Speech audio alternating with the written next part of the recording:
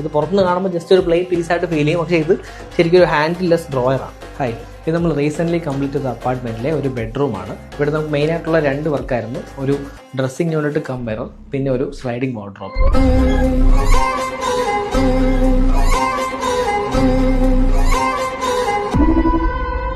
ഈ ഡ്രസ്സിങ് യൂണിറ്റിൽ ഒരു ബാക്ക് പാനൽ ചെയ്ത മിററുണ്ട്, കർവ് ചെയ്തിട്ടുണ്ട്. പിന്നെ ഇതിൻ്റെ താഴെ ഒരു ഡ്രോയർ വേണം. ഇത് കാണുമ്പോൾ ഒരു ഡെക്കറേറ്റീവ് പീസായിട്ട് ഫീൽ ചെയ്യും, പക്ഷേ ഇത് ശരിക്കും ഒരു ഹാൻഡിൽലെസ് ഡ്രോയറാണ്. വാർഡ്രോബ് വരുമ്പോൾ സ്ലൈഡിങ് ആണ്, സ്ലൈഡിങ് ചാനലിൻ്റെ സോഫ്റ്റ് ക്ലോസ്.